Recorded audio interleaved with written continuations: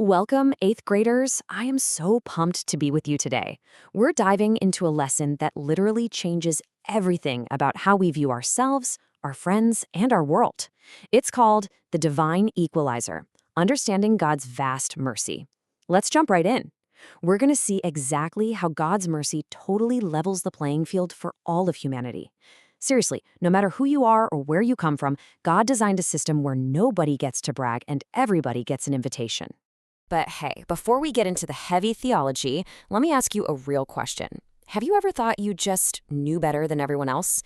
Maybe you've had a moment where you were absolutely convinced you knew way more than your parents. Or maybe you thought you had a better handle on a subject than even your teachers. Look, it happens to the best of us, especially when you're learning and growing so fast. But the Bible actually gives us a massive warning against being wise in our own opinions. Because when pride takes the driver's seat, man, we totally miss the bigger picture. Which brings us to section 1, the danger of pride. You see, to really understand how God operates, we've got to look straight at the human problem of pride. In Romans chapter 11, the Apostle Paul strictly warns believers against relying on their own opinions. Why? Because God's work is just incredibly, vastly bigger than our human understanding. If you're only relying on what makes sense to your human brain, you're going to completely miss out on the sheer size of God's design. His plans are always infinitely greater, and His mercy, it's way bigger than our pride or any walls we try to build between each other. So let's move to section 2, God's plan for everyone.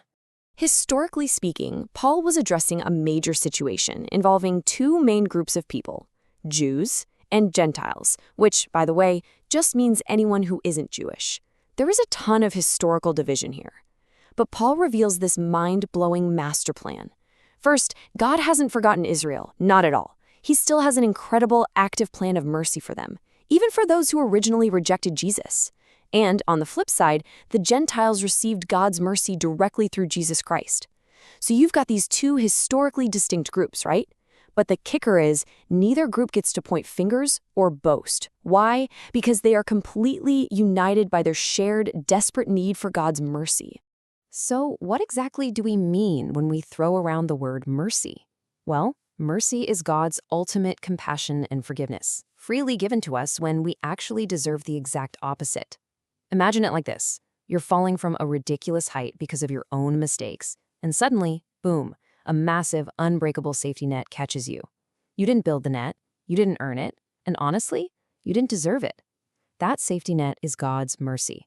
It catches everyone, no matter your background or your past slip-ups. And that leads us to section 3, mercy for the disobedient. Okay, this is our memory verse for today, and it is a total powerhouse of truth. Romans 11:32 says, "For God has committed them all to disobedience, that He might have mercy on all." Just let that sink in for a second. God allowed humanity, literally every single one of us, to fall into disobedience. Now, why in the world would He do that? So that He could show mercy to all people. Think about it. If some people were just perfectly obedient on their own, they wouldn't even need mercy, and they just brag about how great they are all day.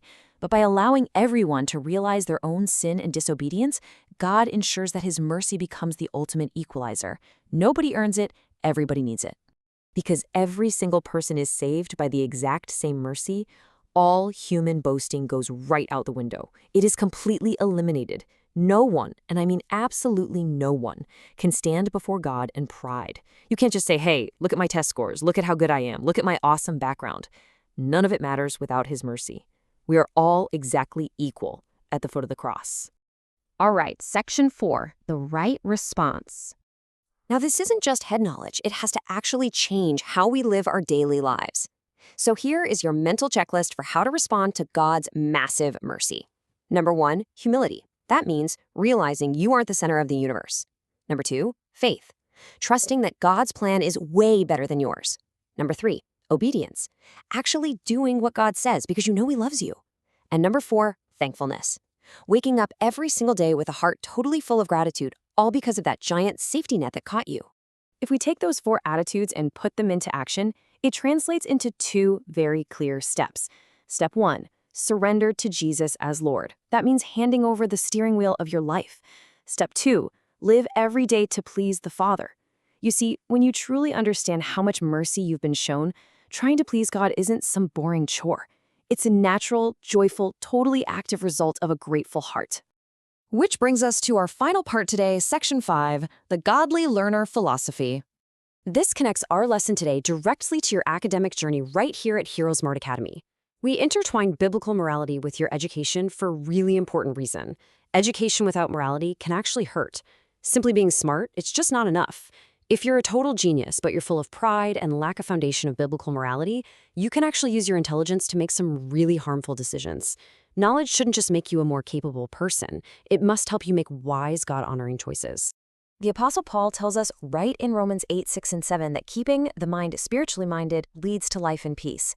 This is our anchor here, guys. As you pursue absolute academic excellence, and believe me, I want you to be the absolute best students you can possibly be, you must keep your mind spiritually minded. Center your thoughts on God, on His truth, and on His wisdom. Because when your brilliant, educated mind is governed by the Spirit and fueled by a deep appreciation for God's mercy, you are going to experience true life and true peace. So 8th graders, as we wrap up this explainer, I'm going to leave you with this question to chew on. How will you use your education and God's mercy to make wise, righteous choices today? You've got the knowledge, and you've got the massive safety net of God's grace. So what are you going to build with it? Step out today in humility and thankfulness and as a true godly learner. You've got this. I'll see you next time.